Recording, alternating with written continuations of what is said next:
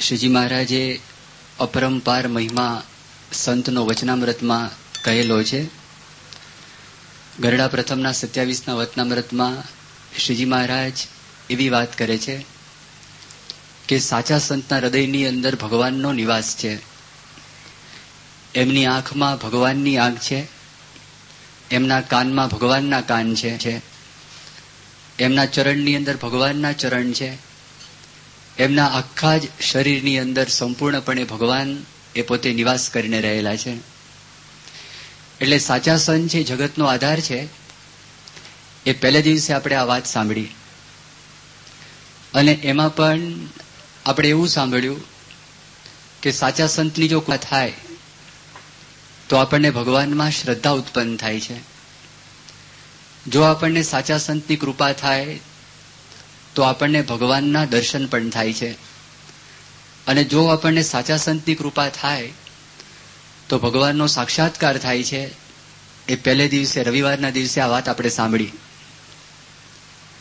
ગઈકાલે પ્રમુખ સ્વામી મહારાજની દિનચર્યા એ ઘણા બધા હરિભક્તોએ સ્વામીને જોયા હશે, દિનચર્યા જોઈ હશે, પણ એ દિનચર્યાના આધાર ઉપર એના પર આપણે થોડોક ઊંડો વિચાર કર્યો અને વિચારના આધારે આપણને એવો ખ્યાલ આવ્યો કે એમની દિનચર્યા છે સામાન્ય માણસ જેવી દિનચર્યા નથી. અને કેવી રીતે માણસ કરતા અલગ પડે છે, કેવી રીતે જુદા છે, કેવી રીતે દિવ્ય છે, એના કેટલાક પ્રસંગો એ આપણે ગઈકાલે સાંભળ્યા. આજે જે પ્રમુખ સ્વામી મહારાજ એમને ભગવાનમાં શ્રદ્ધા કેવી છે અને પ્રમુખ સ્વામી મહારાજને જીવનમાં ભગવાન પ્રધાન છે, આ બે વિષયો પર આપણે મુખ્યત્વે વાત કરીશું. પણ એ વાત કરતા પહેલા આ દુનિયાની અંદર કેટલાક માણસો એવા છે કે જે માણસો ભગવાનને માનતા નથી.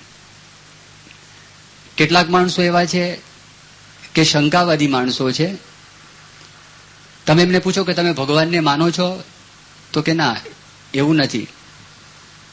તો આપણે એમ કે તમે ભગવાનને નથી માનતા તો કે ના એવું નથી. એ બેવનો ઇનકાર કરે. તો એ પ્રકારના પણ દુનિયામાં કેટલાક માણસો છે, કદાચ હોય પણ ખરા, ના એ હોય.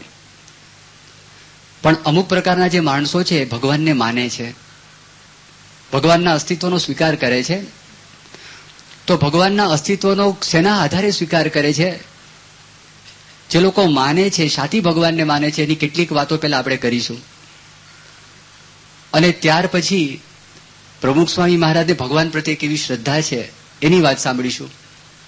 એમના જીવનમાં ભગવાન કેવી રીતે પ્રધાન છે એના પણ કેટલાક પ્રસંગો છે, એ પ્રસંગો આપણે જોઈશું. તો માણસ જે ભગવાનને માને છે કેવી રીતે? અલગ અલગ રીતે માણસને ભગવાનમાં શ્રદ્ધા ઉત્પન્ન થયેલી છે.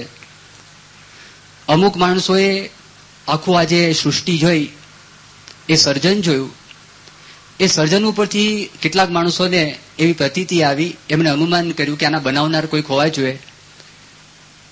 તો એને કરીને એને ભગવાનમાં શ્રદ્ધા ઉત્પન્ન થઈ. દાખલા તરીકે આ માઇક્રોફોન છે, તો માઇક્રોફોન એમને તો નથી આવી ગયો. આ ક્યાંનો છે? તો કે આહુજા કંપનીનો છે અથવા આ એકેજીનું છે. તો એને બનાવનાર કોઈ કંપની છે. એવી રીતે આ પૃથ્વીને બનાવનાર કોઈક છે, સૂર્યને બનાવનાર કોઈક છે, ચંદ્રને બનાવનાર છે, તારાને બનાવનાર છે. એટલે કેટલાક માણસોએ ભગવાનનો સ્વીકાર કર્યો, ભગવાનમાં આસ્થા થઈ, ભગવાનમાં શ્રદ્ધા થઈ. એનું એક કારણ સૃષ્ટિ ઉપરથી સર્જનહારનો લોકોને વિચાર આવ્યો. અમે જયારે સ્કૂલની અંદર અભ્યાસ કરતા હતા તો તે વખતે અમને મોરલ સાયન્સના વર્ગ ચાલતા, નૈતિક વિજ્ઞાનના વર્ગો. તો એની અંદર એક વાત એવી આવેલી, એક વખત એક રાજા હતા. એ રાજાને એક પુત્ર હતો.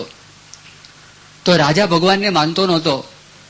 એના વજીરો છે, બીજી બધી વ્યક્તિઓ છે, એ લોકો ભગવાનને માનતા હતા, ભગવાનનો સ્વીકાર કરતા હતા. રાજા એક વખત ચર્ચાનું આયોજન કર્યું. ચર્ચાના આયોજનની અંદર રાજા હતા, એ તો સત્તાવાળા હતા, એની પાસે બધી જ સત્તા હતી. ગમે તેવો માણસ એ સામે પોતાની વિરુદ્ધ અભિપ્રાય આપનારો માણસ હોય, પણ એની સત્તા એ કરીને શું કરે? દબાવી દે. પોતાની પાસે સત્તા હતી એને બોલવા દે ને. એને કીધું ભગવાન છે જ નહીં. બધાએ કીધું હાલો આટલા બધા માણસો ભગવાનને માને છે ને તમે એમ કેમ ના પાડો છો ભગવાન ના હોય? એ તો કે બાળક જયારે બાળકનો જન્મ થાય ને તો તે વખતે મા બાપ એને કહે છે કે ભગવાન છે. બાળક થોડોક મોટો થાય પછી શિક્ષકો એને જઈને વાત કરે છે ભગવાન છે. આ લોકની અંદર સમાજના કેટલાક બધા માણસો ભેગા થાય છે અને ભેગા થઈને બાળકને એવી વાત સમજાવે છે ભગવાન છે. માટે એ બાળક છે ભગવાનનો સ્વીકાર કરે છે. અને જો આપણે એવો પ્રયોગ કરીએ કે બાળકનો જન્મ થાય ત્યારે મા બાપને સ્ટ્રિક્ટલી કહેવામાં આવે કે આને ભગવાનની વાત તમારે કરવાની જ નથી, અને શિક્ષકોને પણ કહેવામાં આવે, તો મને ખાતરી છે કે બાળક મોટો થાય ત્યારે ભગવાનનો સ્વીકાર ના કરે.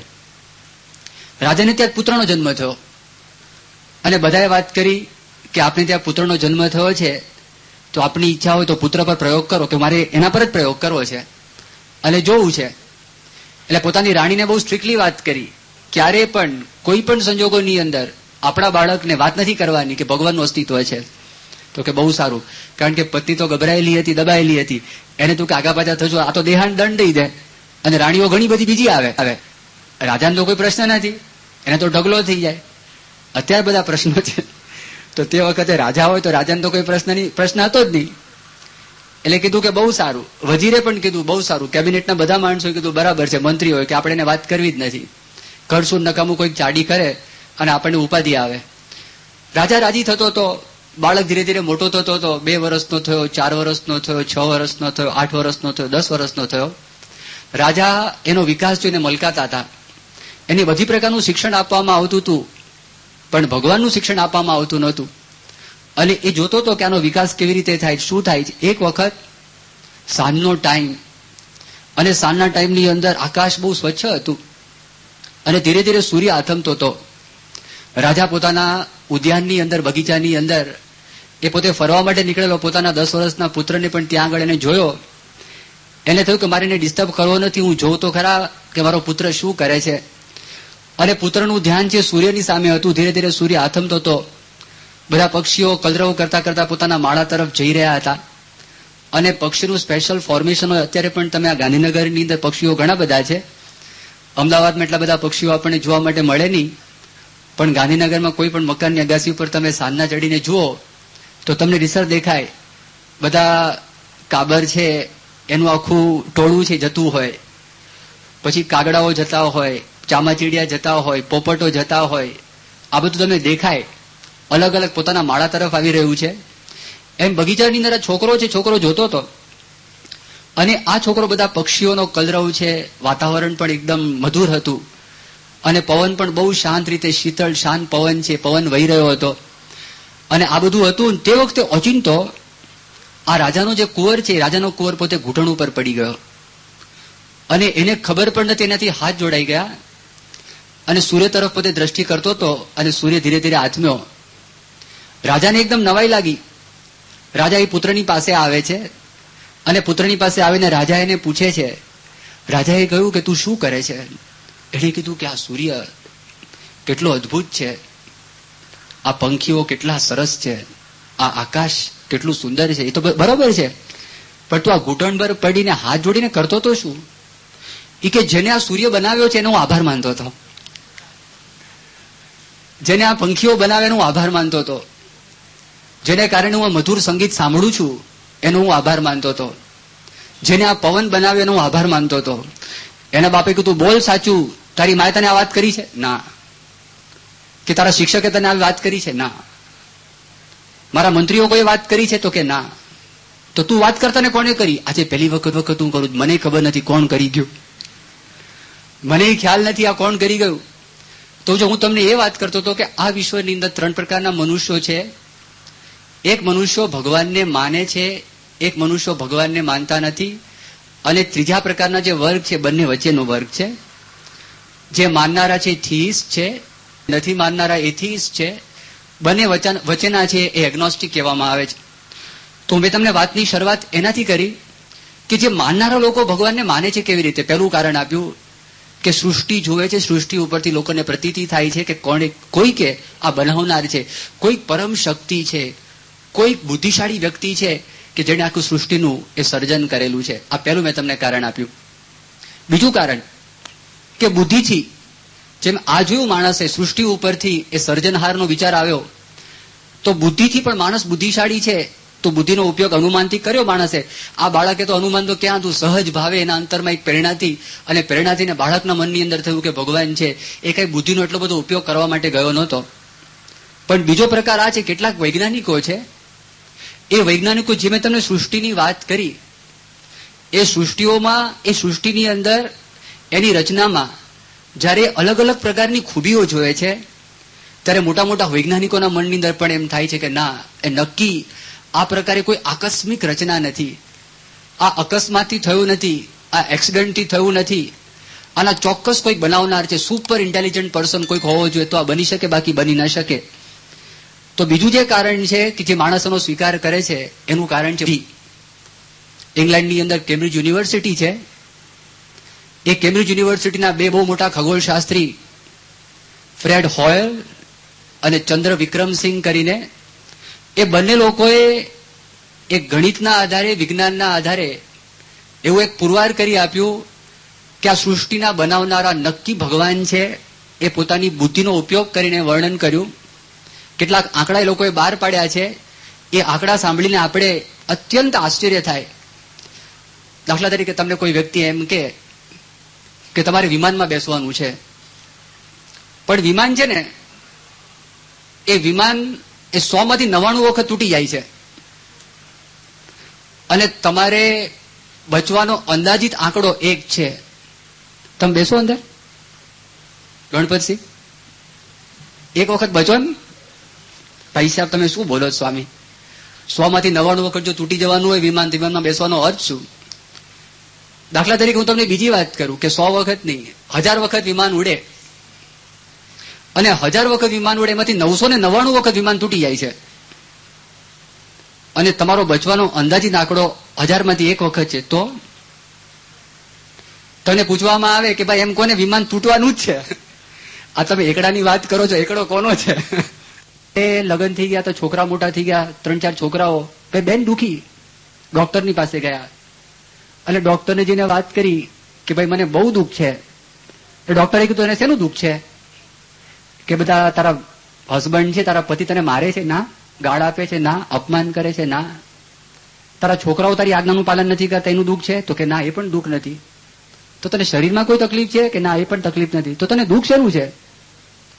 એ કે મારા લગ્ન થયા અને 30 વર્ષથી આ લોકોને હું રસોઈ જમાડું છું, પણ મને કોઈ થેન્ક યુ કહેતું નથી. હવે આ એને દુઃખ થયું, લો થેન્ક યુ કહેતું નથી, એનું દુઃખ. આ માનસિક દુઃખ આવ્યું. હવે આ દુઃખ કોણ ટાળે? હવે એ દુઃખ આવ્યું. તમે જો, મને કોઈ થેન્ક યુ કહેતું નથી, કારણ કે માણસના અંતરમાં ઈચ્છા છે, he wants to become the centre of attraction. લોકો મારી સામે જુએ, મારી સામે દ્રષ્ટિ કરે, મારી સામે નજર કરે. આ એક ભાવના છે. જો સ્વામી ત્યાંથી પસાર થાય છે, તમે કોઈ દિવસ પ્રમુખ સ્વામીને ફોટો કોન્શિયસ જોયા છે? આ તફાવત પડી ગયો. ફોટો કોન્શિયસ જોયા? પ્રમુખ સ્વામીના સતત ફોટા પડતા રહે ને વિડીયો પડતી રહે, આપણે તો ઉપાધિ થઈ જાય. ઓલા ફોટા પાડતા ને બગાસું ખાતા હોય, કાં તો કંઈક આગુ પાછું કરતા હોય, કે કોકને ચીટલો ખણતા હોય, કંઈક મશ્કરી કરતા હોય, કંઈક દુઃખી હોય. જેવો ફોટો પાડવાની શરૂઆત થાય, હમણાં તમે જો ને ઓલા અહીંયા નથી આવતા ચેનલ વાળા, સિટી ચેનલ કોણ છે અહીંયા, અને આપણે આર્ટ્સનું ફંક્શન હોય કે આ ફંક્શન હોય, અને જેવું શરૂ થાય ને બધા ટટ્ટાર, બધા ટટ્ટાર, બધાના મનની અંદર માર્યા.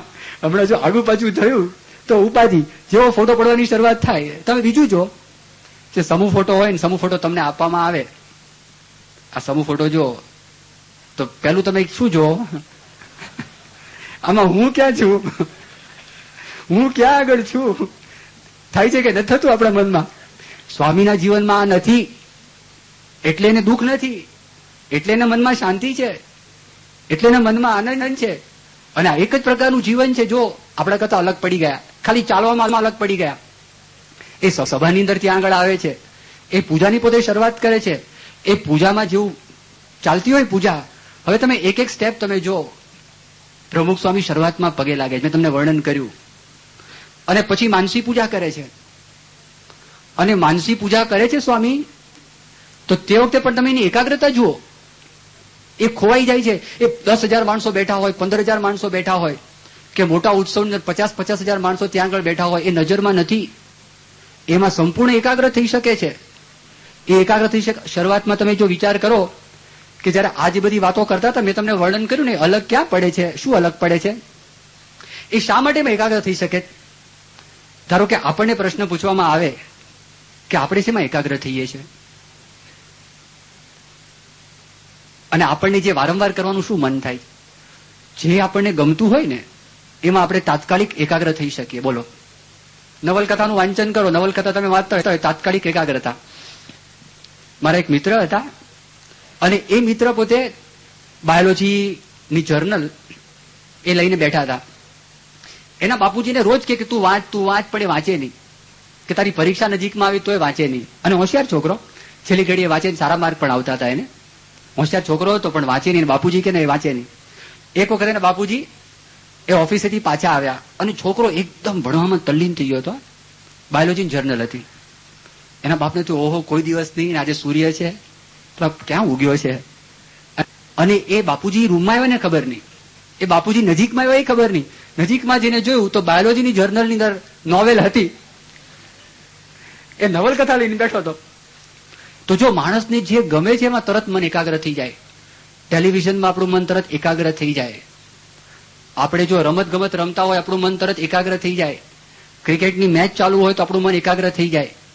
આપણું મનગમતું ખાવાનું આપણને પ્રાપ્ત થાય, આપણું મન એકાગ્ર થઈ જાય. જે આપણને ગમે છે એમાં આપણું મન એકાગ્ર થાય છે, અને આપણે વારંવાર કરીએ. નાનો બાળક હોય, એના મા બાપ એના વખાણ કરતા થાકે નહીં. તમે જોજો, એનું મન ત્યાં છે.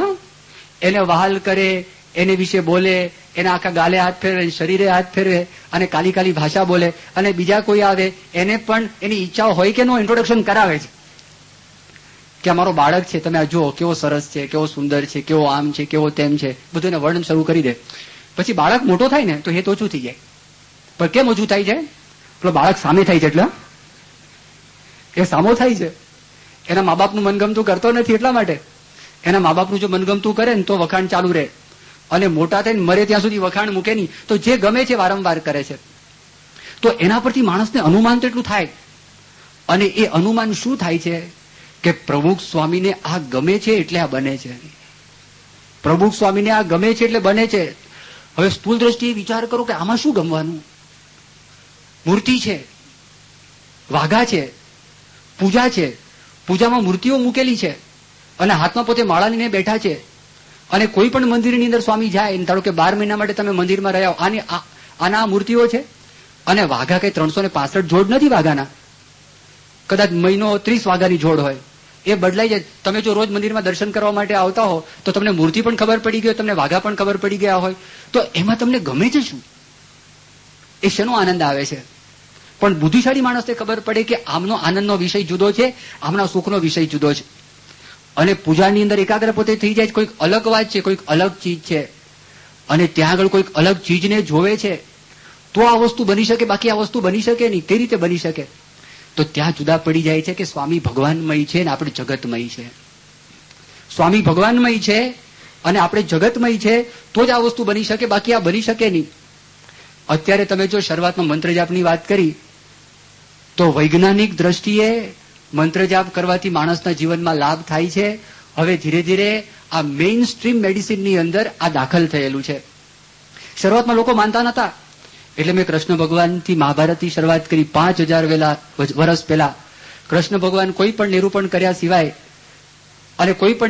સિવાય પોતાના આસન ઉપર બેસી સ્નાન કરી. મેં વર્ણન કર્યું કે શરૂઆતમાં ધ્યાન કરે, પછી સ્નાન કરતા હતા.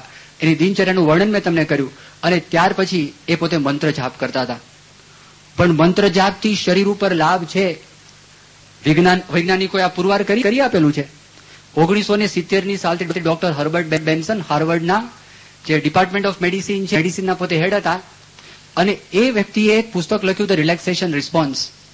એની અંદર પોતે વર્ણન કરેલું છે કે મંત્ર જાપ કરવાથી માણસના શરીર ઉપર શું અસર થાય છે. પછી બીજું પુસ્તક લખ્યું માઇન્ડ બોડી ઇફેક્ટ. પછી ત્રીજું પુસ્તક એમણે લખ્યું બિયોન્ડ ધ રિલેક્સેશન રિસ્પોન્સ. અને હર્બર્ટ બેન્સને જયારે આ બધી વાત કરી ત્યારે લોકોના મનની અંદર થયું કે માણસ મંત્ર જાપ કરે છે એ વાત સાચી છે, અને એનાથી જીવનની અંદર લાભ થાય છે. મંત્ર જાપ પહેલા મેં તમને વર્ણન કર્યું કે માનસી પૂજાની વાત કરી. જો માનસી પૂજાની અંદર પણ કેવું છે, એકદમ વૈજ્ઞાનિક છે. માનસી પૂજામાં તમે જે મનમાં સ્મરણ કરો ને, મનમાં જેનું સ્મરણ કરો એ પ્રકારે વિચાર થાય. ધારો કે કોઈક રૂમ હોય, એ રૂમની અંદર તમે હિટલરનો ફોટો મૂક્યો હોય બાજુમાં ગાંધીજીનો ફોટો મૂક્યો હોય, સરદાર વલ્લભભાઈ પટેલનો ફોટો મૂક્યો હોય, પછી માઇકલ જેક્સનનો ફોટો મૂક્યો હોય, પછી તમે તેંડુલકરનો ફોટો મૂક્યો હોય અને વાજપેયીનો ફોટો મૂક્યો હોય, તમે દરેક ફોટા સામે જાઓ ને તમારા મનના વિચારોને તમે તપાસ કરો તો દરેક વખતે અલગ અલગ પ્રતિભાવો હશે, દરેક વખતે અલગ અલગ રિસ્પોન્સ હશે. તો તમે બધા ફોટાઓ ભૂલી જાઓ અને તમે તમારા મનનો વિચાર કરો. અને જો મન છે એ મનની અંદર આ બધી સ્મૃતિઓ કરો. મનમાં ગાંધીજીને સંભાળો, સરદારને સંભાળો, મનમાં માઇકલ જેક્સનને સંભાળો, મનની અંદર તેંડુલકરને સંભાળો અને મનમાં સંભાળો તો મનમાં પણ એવા વિચારો આવશે, કાંઈ સામે જોતા નથી તો પણ. તો તે વખતે જો તમે ભગવાનનું સ્મરણ કરો કે પ્રમુખ સ્વામી મહારાજનું જો સ્મરણ કરો તો તમને કંઈક જુદો અનુભવ થાય, તમને શાંતિનો અનુભવ થાય. એ સ્વામી પોતાના જીવન દ્વારા આપણને શીખવાડે છે. એ માનસી પૂજા કરવા માટે બેસી જાય એકાગ્રચિતથી. અને જો આપણે પણ ભગવાનનું સ્મરણ કરીએ અને આપણે પણ જો સત્પુરુષનું સ્મરણ કરીએ તો આપણા જીવનની અંદર પણ એમને જે સુખનો અનુભવ થાય છે ને એ સુખનો અનુભવ આપણને થાય. હવે એમને કેવું મન થાય છે. એક વખત સ્વામી અમેરિકાની અંદર હતા. એ અમેરિકામાં સ્વામી હતા ને તે લંડનમાં હતા અને સ્વામીએ એક કાગળ લખેલો ભાદરાની અંદર. તે વખતે ભાદરા સ્થાન છે ને, ભાદરા સ્થાનમાં તમે જાઓ ને તો અત્યારે કંઈક ભાદરામાં તમને પ્રાપ્ત થાય છે. પેલા ભાદરાની અંદર તમને કશું મળે નહીં, વેરાન સ્થાન કહેવાય. અને ભાદરામાં મંદિર કરેલું, ગુણાતીતાનંદ સ્વામીનું જન્મસ્થાન. પ્રમુખ સ્વામીએ ત્યાંથી કાગળ લખ્યો દેવચરણ સ્વામી ઉપર અને કાગળમાં એવું લખેલું, મારા મનમાં એમ થાય છે કે હું ત્યાં ભાદરામાં કાયમ માટે રહું અને 5 ટાઈમની આરતી હું ઉતારું. જો મેં તમને વાત કરી ફક્ત 2 ટાઈમ દર્શનની, એના અંતરની ભાવના, જો જીવન ભાવના, હું 5 ટાઈમની આરતી ઉતારું. અને સ્વામી આ તો 5 ટાઈમની આરતીની મેં તમને વાત કરી. એના કરતા આગળનો એક પ્રસંગ બન્યો જયારે અમે લોકો ઉત્તરાખંડની યાત્રામાં ગયેલા. અને ઉત્તરાખંડની યાત્રામાં અમે ગયા હતા તો તે વખતે ત્યાં આગળ ઉત્તરકાશી, અને ઉત્તરકાશીથી તમારે આગળ પછી જવાનું હતું, ઉત્તરકાશીથી ગંગોત્રી જવાનું હતું. એ દિવસે રાત્રે પ્રમુખ સ્વામી જાગી ગયા અને જાગીને પલંગમાં બેસી ગયા. એમના સેવક સંત ઉઠી ગયા. સેવક સંતે વાત કરી, સ્વામી બાથરૂમમાં જવું છે? સ્વામી કે ના, બાથરૂમમાં તો જવું નથી, બસ બેઠો છું. પણ કેમ એમને બેઠા છો, શું ઈચ્છા તમારે? પ્રમુખ સ્વામી તે વખતે બોલ્યા કે મારા મનમાં એમ થાય છે કે આખી રાત ભજન કરું. મારા મનમાં એમ થાય છે આખી રાત ભજન કરું. જો એનું મન ક્યાં આગળ છે. એના કરતા એક આગળનો પ્રસંગ 1988ની સાલમાં નાયરોબીની પાસે એક મસાઈ મારા કરીને ત્યાં નેશનલ પાર્ક છે. ત્યાં મસાઈ મારાની બધા પશુઓ, જંગલી આ સિંહ છે, દીપડા છે, ચિત્તા છે, એ બધા પશુઓ ત્યાં આગળ છે. 3 દિવસનું ત્યાં વન મહોત્સવ હતો, શિબિરનું એક આયોજન જેવું હતું. ત્યાં બધા સંતો પણ ગયેલા, હરિભક્તો પણ ત્યાં આગળ ગયેલા. અને એક વખત ત્યાં નારાયણચરણ સ્વામી મને કે ચાલો બાપા બોલાવે છે. એટલે મને તો સ્વામી બોલાવે છે. એટલે હું દાખલ થયો સ્વામીના ઉતારામાં તો સ્વામી તો યોગાસન કરતા હતા. એટલે મેં કીધું કે આ બધું યોગાસન પતી જાય પછી એમને મને જેના માટે બોલાવ્યો છે ખબર પડશે. એ યોગાસન સ્વામી પતી ગયા ને પછી બેઠા હતા તો સ્વામી કઈ કે નહીં, બોલે નહીં. તો મને એમ થયું કે નારાયણચરણ સ્વામી મને લઈ શેના માટે ગયા. પછી મને ખ્યાલ આવ્યો ખાલી યોગાસનના દર્શન કરવા માટે મને કરાવવા માટે લઈ ગયા હતા, કારણ કે મેં કર્યા નતા અને ક્યાંક વાત કરી હશે, એમને યાદ હશે તો દર્શન કરાવવા હતા. પણ તે વખતે પ્રમુખ સ્વામી બોલ્યા અને સ્વામી કીધું કે આ યોગાસન કરવા પડે છે, આમ કરવું તેમ કરવું પડે છે. એટલો વખત ભજન નથી થતું, બાકી અખંડ ભજન થાય છે. નારાયણચરણને અમે કીધું કે સ્વામી આમાં ભજન જ છે ને, શરીરમ આદ્યમ ખલું ધર્મ સાધનમ, અને એ તમે કોના માટે કરો છો? હરિભક્તોને લાભ મળે, સંતોને લાભ મળે એના માટે તમે કરો છો. અને એમ કરતા કરતા ભજન કરો છો. અને ત્યાં આગળ વાગે છે એ કેસેટ વાગતી હતી, એ પણ એ ટાઈપની હતી. અને આમે તમે યોગાસન કરતા હોય તમે નક્કી કરો કે મારે ભગવાનની મૂર્તિનું સ્મરણ કરો, તમે કરી શકો. તે પ્રમુખ સ્વામી ના કરી શકે. પણ સ્વામી એવું બોલ્યા. 1994ની સાલમાં પણ સ્વામી બોલ્યા. મહંત સ્વામી હતા, યોગાસન કરતા હતા અને ત્યાં આગળ જીતુભાઈ ગઢિયા, નીતિનભાઈ ગઢિયાનો પહેલે માળે ઉતારો હતો, સાંજનો ટાઈમ હતો. ફરી વખત સ્વામી આ વાત કરી. તો તે વખતે આપણને યાદ આવે કે એનું મન કેવું છે, એમનું જીવન ભાવના કેવી છે. હવે તમે વિચાર કરો કે જો ફરક ક્યાં પડી જાય છે, એમનું જીવન ભગવાનમય છે, આપણું જીવન જગતમય છે. તો તફાવત છે. જગતમય આપણું જીવન છે, એમાંથી લાભ આપણને બહુ ઓછો છે. અને જેને ભગવાનમય જીવન કરેલું છે એને લાભ બહુ મોટો થયેલો છે, બહુ મોટો લાભ છે. મેં તમને મંત્ર જાપની વાત કરી ને, પણ મંત્ર જાપ પછી પણ 1996ની સાલમાં રીડર્સ ડાયજેસ્ટમાં એક લેખ આવેલો અને લેખમાં એવું આવેલું કે 10 પ્રેયર હીલ, પ્રાર્થના કરવાથી રૂજ આવે. 98ની સાલમાં ફરી વખત લેખ આવ્યો અને લેખમાં પોઝિટિવ ટાઇટલ હતું અને લખેલું ફેઇથ હીલ્સ. જો માણસે શ્રદ્ધા હોય તો શ્રદ્ધા હોય તો રૂજ આવે છે, માનસિક અને શારીરિક રૂજ આવે છે. તો રીડર ડાયજેસ્ટ તો આપણે સમજ્યા. એક મેગેઝિન એવું છે કે એ વ્યક્તિ, અરે જે લોકોએ કરેલું છે એ લોકો કોઈ દિવસ પોતાના મેગેઝિનની અંદર એ તમાકુની એડવર્ટિઝમેન્ટ આપતા નથી, અને એને લીધે લોકોને કરોડોનું નુકસાન થયું તો પણ પોતે સ્વીકાર કરે, એવું કંઈક નૈતિક છે. પણ અમેરિકાના બે બહુ મોટા મેગેઝિન, ન્યૂઝવીક અને ટાઈમ મેગેઝિન, એ ન્યૂઝવીક ને ટાઈમ મેગેઝિનની અંદર 2 વર્ષ પહેલાની જ વાત તમને કરું છું, બહુ જ મોટા મોટા લેખ આના પર આવેલા, faith and healing. A faith and healing time magazine ઉપર લગભગ કવર સ્ટોરી 10 પાના એના ઉપર લખેલા, અને 10 પાનાની અંદર વર્ણન કરેલું અમેરિકાની મોટી મોટી હોસ્પિટલ જે મેયો ક્લિનિક છે, એ મેયો ક્લિનિકની અંદર લોકોએ પ્રાર્થના ખંડ રાખેલો છે. પછી ડ્યુક યુનિવર્સિટી છે, એ યુનિવર્સિટીની અંદર પણ મેઇન સ્ટ્રીમમાં આ લોકો જો શ્રદ્ધા હોય, પ્રાર્થના કરતા હોય તો દર્દી પર કેવી અસર કરે છે એનો એક સ્પેશિયલ ક્લાસ ત્યાં કરાવવામાં આવે છે. પછી બીજું ડાર્ટમથ કરીને એક છે કોલેજ, યુનિવર્સિટી છે, એ યુનિવર્સિટીની અંદર પણ આ લોકોએ શરૂ કરેલું છે. એનું વર્ણન ટાઈમ મેગેઝિનની અંદર, જે પોલિટિકલ મેગેઝિન કહેવાય, એ મેગેઝિનની અંદર આનું વર્ણન કરેલું છે. એ લોકો ધીરે ધીરે સ્વીકાર કરતા હતા. શરૂઆતમાં લાગતું તો આ વાત તદ્દન ખોટી છે, અને એ લોકો એક સર્વે કર્યો. 1004 અમેરિકાના માણસો હતા, એના પર સર્વે કાઢીને વાત કરી. એમાંથી 82% માણસો એવી વાત કરી કે પ્રાર્થના કરવાથી અમારા જીવનમાં માનસિક સ્વાસ્થ્ય અને શારીરિક સ્વાસ્થ્ય જળવાય છે. 82% લોકો એનો સ્વીકાર કર્યો. અને તમે કોકના માટે પ્રાર્થના કરો તો 64% માણસોએ સ્વીકાર કર્યો કે એની અસર થાય છે. તો જો એનાથી અસર છે, મેં તમને ટાઈમ મેગેઝિનની વાત કરી, અને ન્યૂઝવીક મેગેઝિનમાં આવ્યું ગોડ એન્ડ સાયન્સ, એ પણ એના પર આખો લેખ હતો, આખા ઇતિહાસનું પોતે વર્ણન કરેલું છે. અને એ કરવાથી કેટલો મોટો લાભ થાય છે, બહુ મોટો લાભ થાય છે. એક બહુ મોટા ડોક્ટર અમેરિકાની અંદર કનેટિકટ સ્ટેટમાં ન્યૂ હેવન નામની શહેર છે, એ શહેરમાં ડોક્ટર બર્ની એસ સિગલ ત્યાં પ્રેક્ટિસ કરે છે, પીડિયાટ્રિક સર્જન છે. એ વ્યક્તિ બહુ મોટા નિષ્ણાત, અને એને બધી પ્રેક્ટિસનો ત્યાગ કરી દીધો, હવે ફક્ત પ્રવર્તન કરે છે. એને 2 બહુ મોટા પુસ્તકો લખ્યા છે. લવ, મેડિસિન એન્ડ મિરેકલ્સ નામનું એક પુસ્તક છે, અને બીજું પુસ્તક છે પીસ, લવ એન્ડ હિલિંગ નામનું પુસ્તક છે. તો લવ, મેડિસિન, મિરેકલ નામનું જે પહેલું પુસ્તક છે એમાં એક બેનનું વર્ણન કરે છે, અને આ બેનનું નામ ફિલિસ. એને કેન્સર હતું, અને આ ટર્મિનલ કેન્સર એટલે 100% એ બેન મરી જ જવાના હતા. પણ બર્ની સિગલ એને કેટલીક થેરાપી આપેલી. એને કહ્યું કે તું આવી રીતે વધજે જેવી ભગવાનની ઈચ્છા. અને એ થેરાપીમાં અમુક દિવસ પસાર થયા ને કેન્સર છે ને રિમિશનમાં ગયું, કેન્સર મટી ગયું.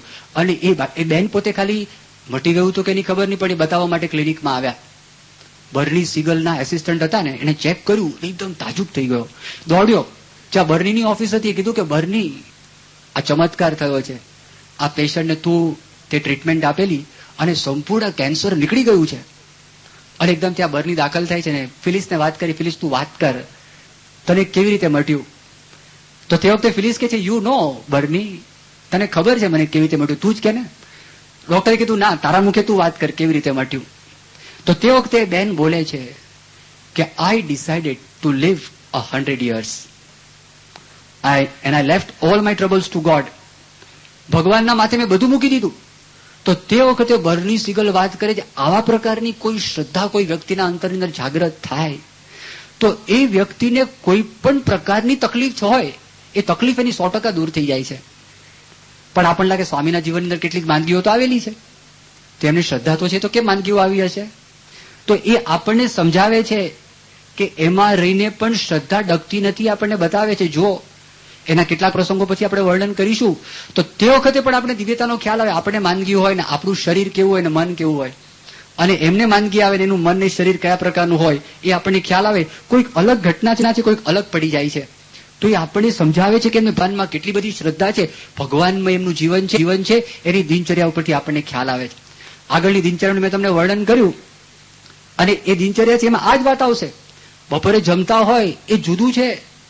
આપણે જમતા હોય ને તો ઘણી વખત તમે મુંબઈમાં છે ને બધા ઘાટીઓ હોય, બધા માણસો જમી લે ને પછી જમવાનું આપે, એ છે ને જમે, ચાલી હોય, ચોક હોય, બધા છે ને દિવાલ સામું જોઈને જમે, દિવાલની સામું આમ બેસીને. આપણે પણ તમે જો, આપણને છે ને એકાંતમાં જમવું ગમશે, કારણ કે લોકોને ખબર પડે તો સ્વાદીઓ છે તો તકલીફ પડે, બહુ વધારે ખાય છે તોય તકલીફ છે, કાં તો આપણા જેવા બધા સ્વાદિયા ભેગા થયા હોય ને તોય વાંધો નહીં, તો પાર્ટી થાય, તોય બીજું થાય તો એનો વાંધો ના આવે.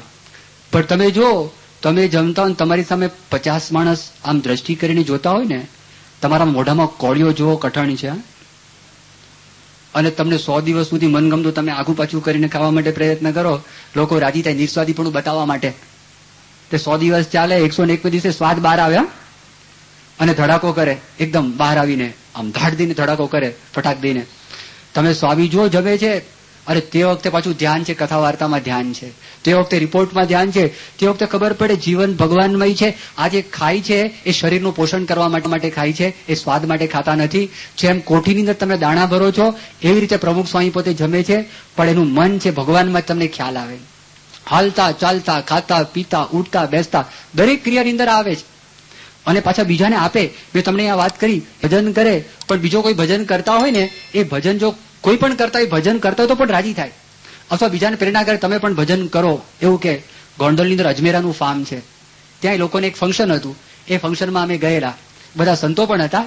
અને સ્વામી કીધું, સંતો આ ફંક્શન પૂરું થઈ ગયું છે, ગોંડલ મંદિરે તમે ચાલતા જવાનો છો, પણ ભજન કરતા કરતા જજો. આદેશ એમણે આપ્યો. સ્વામીને પોતાને આ ગમ્યું કે તમે આ કરતા કરતા જજો, અને જે કરે એ ગમે. મેં તમને આફ્રિકાની 1988ની સાલની જે વાત કરી ને, તો 88ની સાલમાં ડોક્ટર સ્વામી કથા કરતા હતા. પ્રમુખ સ્વામી ઉતારામાંથી આવ્યા, અને સ્વામી જેવા ઉતારામાંથી આવે ને તો બેન્ડ હોય ને, બેન્ડ, અને બેન્ડ વાગે છોકરાઓ આગળ ચાલે તો કથા વાર્તામાં ડિસ્ટર્બ થઈ જાય, અને કથા વાર્તામાં ડિસ્ટર્બ થાય તે દરમિયાન કરું શું, તો તે વખતે ડોક્ટર સ્વામી ધૂન શરૂ કરે, ટાઈમ વેસ્ટ કરે નહીં. એને શરૂ કર્યું, સ્વામી નારાયણ સ્વામી નારાયણ, આ ડોક્ટર સ્વામીની ધૂનનો ટ્યુન. અને સ્વામી છે ને છેવાડે, અને જેવું ડોક્ટર સ્વામી ધૂનની શરૂઆત કરીને સ્વામી એટલા રાજી થઈ ગયા. સ્વામી કે વાહ, આટલો ટાઈમ પણ બગાડવાનો નહીં, ત્યાંથી અહીં સુધી આવે ને એ પણ ધૂન પોતે કરવી. જો કોઈ કરતા હોય તો પણ રાજી થાય. અને મેં તમને સ્વામીની દિનચર્યાની રાતની વાત કરી, સાંજની, એ સભામાં આવે, એ સભામાં પોતે આશીર્વાદ આપે છે, અને આશીર્વાદથી માણસોને લાભ થાય છે. ફરી વખત મહાભારતની કથાનો વિચાર કરીએ.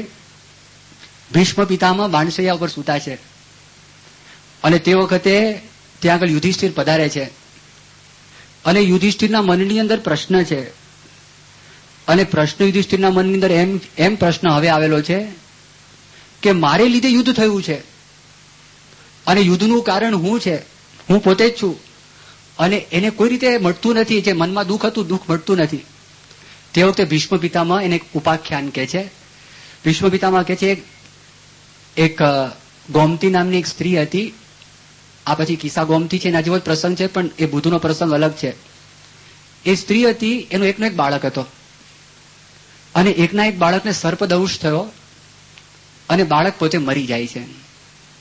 અને આ જયારે પ્રસંગ બને છે જંગલની અંદર, તે વખતે એક શિકારી પણ ત્યાં હોય છે, અને શિકારી આ સાપને જોયો કે આ સાપના કારણે આ ગોમતી છે, એનો દીકરો મરી ગયો છે. એ સાપને પકડે છે, એ સાપને ફાસલામાં પકડે છે, અને પકડીને એની મા પાસે લઈ જાય છે. એના હાથમાં બાળક તો હોય છે, મરી ગયેલો બાળક છે, અને કીધું કે તારા બાળકનું જે મૃત્યુ થયું છે એ મૃત્યુનું કારણ આ સાપ છે.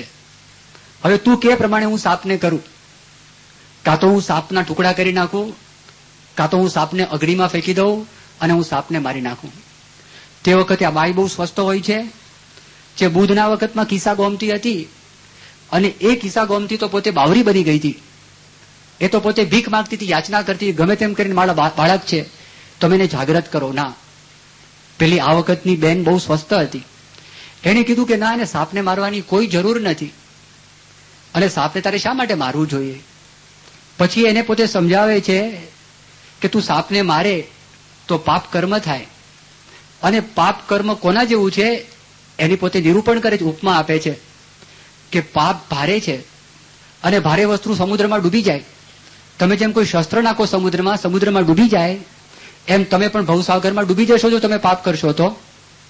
તમે પાપ નહીં કરો, ધર્મનું કામ કરશો, અહિંસાનું કામ તમે જો કરશો, તો એ પુણ્યનું કામ છે. એક વહાણ જેવું છે, એમાં હલકાપણું છે, એટલે સમુદ્રમાં તરે છે. તો તમે ધર્મનું આચરણ કરશો તો ભવસાગર તરી જશો.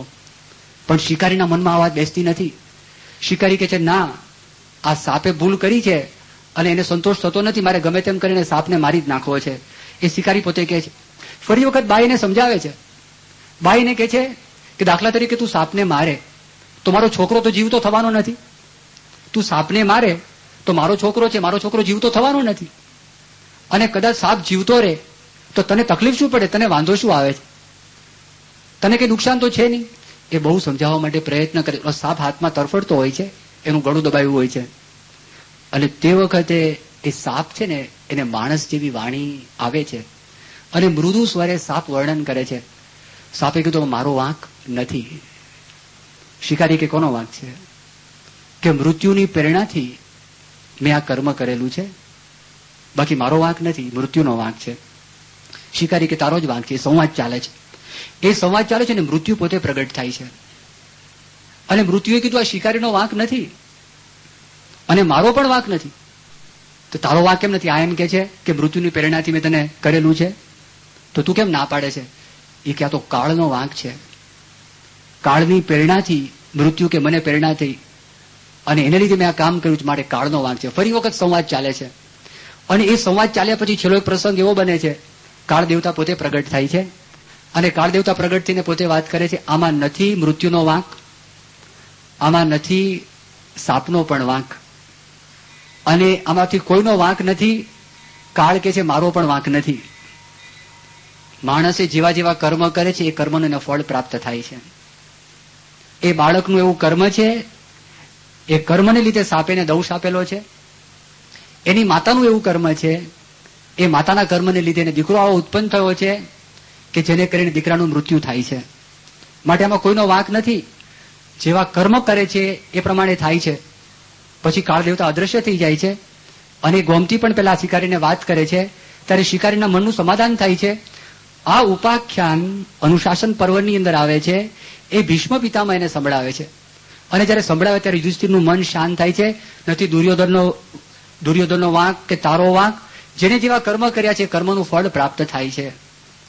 હવે એને સમાધાન થયું, યુધિષ્ઠિરને સમાધાન થયું, એને શાંતિ થઈ, શિકારીને સમાધાન થયું, શિકારીને શાંતિ થઈ, એ બધું થયું.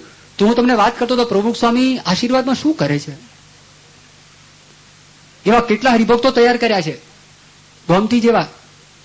આ વિષ્ણુભાઈ ત્રિવેદીનો એકનો એક છોકરો મુંબઈમાં ધામમાં ગયો, સ્વસ્થ રહ્યા. કેવી રીતે રહ્યા? પ્રમુખ સ્વામીના આશ્વાસન વચનથી. હમણાંની તમને વાત કરું, સુરેશભાઈ દાણી એકનો એક છોકરો ઓસ્ટ્રેલિયાની અંદર ઉપડી ગયો. જીનેશ કરીને સિક્યુરિટીમાં કામ કરતો હતો, નાની ઉંમર, હમણાં જ લગ્ન કરેલા. એમના પત્ની અહીંયાથી ત્યાં જવાનું બાકી છે. સુરેશભાઈનું મન સંપૂર્ણ સ્વસ્થ છે. એનું કારણ શું? પ્રમુખ સ્વામીના આશ્વાસન વચન. હિતેશ પારેખ નાનો, 14 વર્ષની ઉંમર, મુંબઈ પવઈવાડીમાં પોતે નાહવા માટે પડ્યો. એ સ્નાન ત્યાં આગળ કરતો હતો. ડોક્ટર સ્વામી પણ કુવાની અંદર હતા અને હિતેશ તરતા આવડતું તો પણ અંદર ડૂબી ગયો. અને એમના માતા પિતા સંપૂર્ણપણે સ્વસ્થ હતા. એનું પણ કારણ શું? એનું કારણ પણ આ જો, આ તો વાત કરે છે, એક વર્ણન કરે છે. અહીંયા કેટલા હરિભક્તો તૈયાર થયા. ગોપાળભાઈ સાંગલીવાળા, એનો નાનો છોકરો ધામની અંદર ગયો, વાલની ડિફેક્ટ હતી, એ બહુ સ્વસ્થ હતા. એનો તો જે કાર્યક્રમ કર્યો ને અત્યારે તો લોકો કરી ન શકે. સાકર વેચેલી, એ તો અક્ષરધામમાં જઈને બેઠો છે. આવી સમજણ કરીને બેઠા હતા. શ્રીજી મહારાજના વખતમાં નૈનપુરના દેવજી ભગત તમે જો, એકનો એક 20 વર્ષનો છોકરો ધામમાં ગયો. ચલો એવા તો તૈયાર થયા, પણ ઘણાને એવી સમજણ નથી. તો શું? તો પેલા શિકારી જેવું છે, અથવા તો સામેની વ્યક્તિ કલ્પાન કરે તો એને પણ સ્વામી આશ્વાસન આપે છે. અમેરિકાથી એક હરિભક્ત દોડતા આવ્યા સીધા ત્યાંથી, અને એને બહુ ઈચ્છા હતી છોકરાનો જન્મ થાય, પુત્ર પ્રાપ્તિ. તે દીકરીનો જન્મ થયો. હવે આ પટેલ, અને પટેલની અંદર તો હવે એને મનમાં જે હતું, 6 ગામના નડિયાદના હતા, નડિયાદના પટેલ હતા, એટલે 6 ગામના પટેલ. એટલે સીધા એને તો રેવાયું નહીં. એ તો દોડ્યા ત્યાંથી અહીંયા આવ્યા સીધા દેશમાં. પ્રમુખ સ્વામી હતા બોચાસણમાં કે ક્યાંક હતા, અને સ્વામીને મળ્યા, ખોળામાં માથું મૂકીને રડવા લાગ્યા. સ્વામી કહે પણ શું છે, શા માટે રડે? કે તું આવવાનો છે, સમાચાર તો કીધા નતા, અમેરિકાથી સીધો આવે છે શું? કે સ્વામી આ પુત્ર પ્રાપ્તિની ઈચ્છા હતી, છોકરીનો જન્મ થઈ ગયો. સ્વામી કે બરડા પર હાથ ફેરવતા સ્વામી કે આ તો લક્ષ્મી પધાર્યા કહેવાય. હવે નારાયણ આવશે, આ લક્ષ્મી જ આવ્યા, હવે નારાયણ પધારશે. અને ખરેખર એવું બન્યું, એક નહીં 2 છે. અત્યારે 2 આવ્યા, એમની પાસે 2 છે, એને મળીને પણ આવ્યા. આ બધું થયું. તો જો હું તમને એ કહેતો હતો કે સ્વામીના આખા જીવનની અંદર આ વાત છે. એમના જીવન છે સંપૂર્ણ ભગવાનમય છે. એ પોતે અલગ છે. એમની દિનચર્યા આપણા જેવી દિનચર્યા નથી. એ કોઈક અલગ પ્રકારની દિનચર્યા છે. તો એમના જીવનમાંથી આપણે આ પોઝિટિવ પ્રેરણા પ્રાપ્ત કરીએ, એમનો મહિમા આપણે વ્યવસ્થિતપણે સમજીએ, એ મહિમા આપણા અંતરની અંદર ઉતારીએ કે આ દિવ્ય પુરુષ છે અને કેવી રીતે ભગવાન પ્રધાન છે એના બીજા બધા પ્રસંગોનું વર્ણન આપણે કાલે કરીશું. સજાનંદ સ્વામી મહારાજ.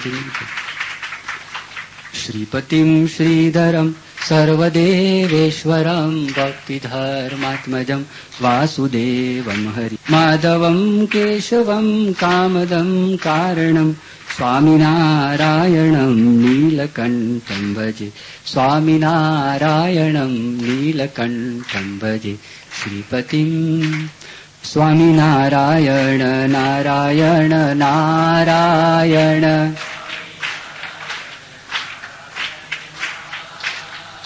સ્વામિનારાયણ નારાયણ નારાયણ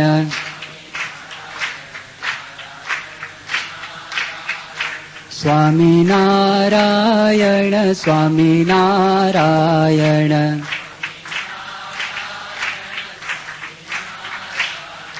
સ્વામિનારાયણ સ્વામિનારાયણ